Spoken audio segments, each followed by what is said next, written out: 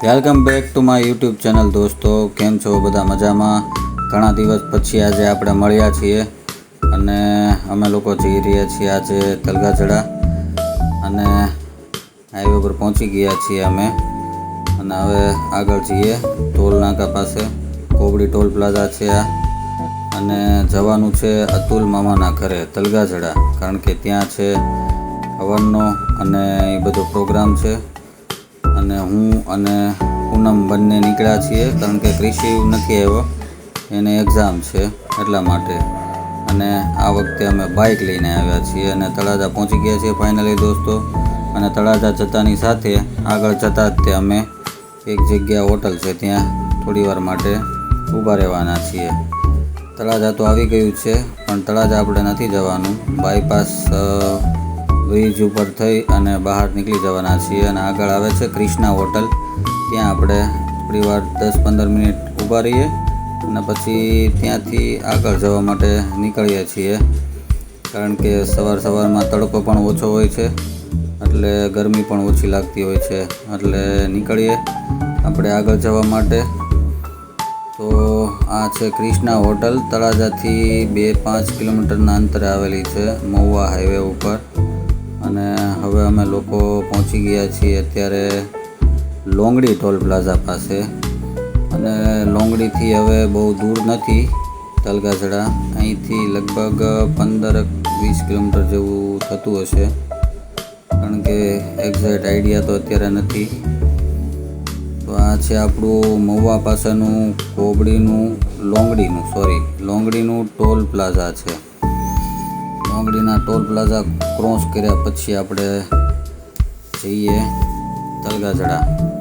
અને મામાના ઘરે આજે આવવાના છે મોરારી બાપુ.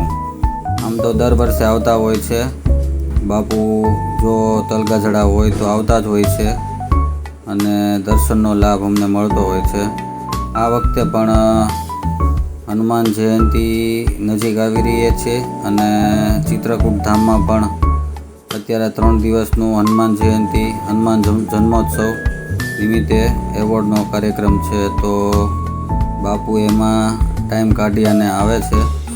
તો અત્યારે પહોંચી ગયા છીએ આપણે ગણપતિ મંદિર અને અહીંયા રસ્તો છે બ્લોક, તો આપણે ડાયવર્ઝનમાં થઈ અને જવાનું છે આગળ. જે કાર અત્યારે જઈ રહી છે. તો આપણે પહોંચી ગયા છીએ હવે તલગાજડા જવા માટેના રસ્તા ઉપર, કારણ કે આ રસ્તો હવે અત્યારે નવો બની ગયો છે આરસીસી. તો બંને બાજુ વૃક્ષો છે, જોઈ રહ્યા છો તમે. અને તલગાજડાના રોડ પર જતા વખતે રસ્તામાં ઘણી જગ્યાએ બાપુના પોસ્ટર, ફોટા ઘણું બધું જ હોય છે. અને સારી એવી આ તમે જોઈ રહ્યા છો અત્યારે બાપુના ફોટા જોવા મળી રહ્યા છે. તો મામાના ઘરે પહોંચી ગયા છીએ ફાઇનલ અત્યારે. અને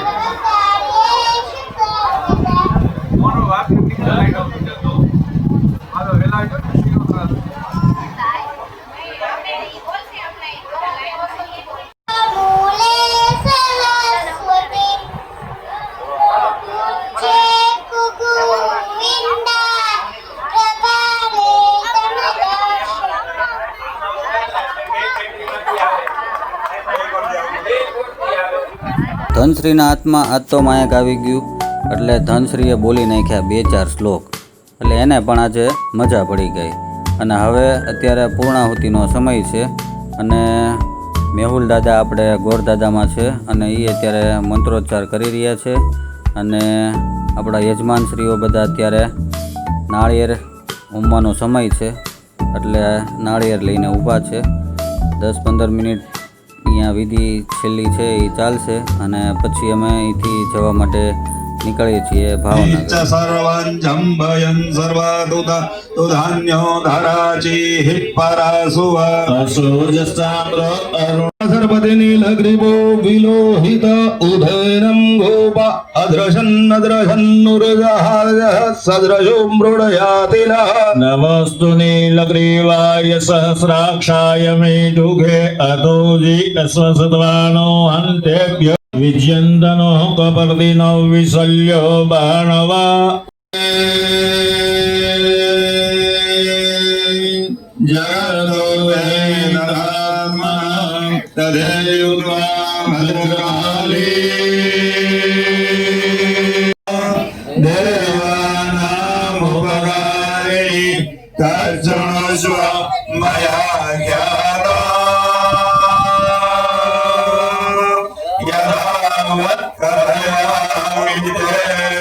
જમણો પગ આગળ લાવી દેજો બધા. શ્રીફળને ફેરવી નાખજો. નમઃ દેવ્યે મહાદેવ્યે શિવાય સતતમ નમઃ. નમઃ પ્રકૃત ભદ્રાય નિયતા પ્રણદાસ્મદા. ધીમે થી અંદર વચ્ચે મૂકી દો. બોલીએ કુળદેવી ભવાની માતા કી જય.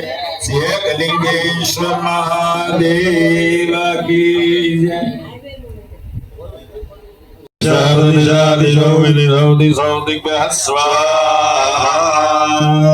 બસ મૂકી દો. મિત્રો તો અમે નીકળી ગયા છીએ અત્યારે ભાવનગર જવા માટે રિટર્ન, કારણ કે સાંજનો સમય થઈ ગયો છે. પછી હાઈવે ઉપર બધી બહુ લાઇટો સામે આવે, એની કરતાં વહેલા ઘરે પહોંચી જઈએ એ વધારે સારું. તો કેવો લાગ્યો આ તમને વિડીયો? અને અમારી ચેનલને લાઈક કરજો, શેર કરજો, સબસ્ક્રાઈબ કરજો અને આવા નવા વિડીયો અમે તમને આપતા રહીશું. અને અમે થોડા આગળ જઈ અને થોડી વાર માટે ઊભા રહેવાના છીએ રાજપરા પાસે હોટલે, અને પછી ત્યાંથી 5-10 મિનિટનો વોલ્ટ કરી અને નીકળી જવાના છીએ ભાવનગર માટે રવાના. તો અત્યારે અમે પહોંચી ગયા છીએ વેલનાથ હોટલ જે છે રાજપરા પાસે, ત્યાં પહોંચી ગયા છીએ અને હવે ત્યાંથી અમે આગળ જવા માટે નીકળીએ છીએ. તો લાઈક, શેર અને સબસ્ક્રાઈબ કરવાનું ભૂલતા નહીં દોસ્તો. આવા નવા વિડીયો જોવા માટે અમારી ચેનલને સબસ્ક્રાઈબ કરો. હર હર મહાદેવ.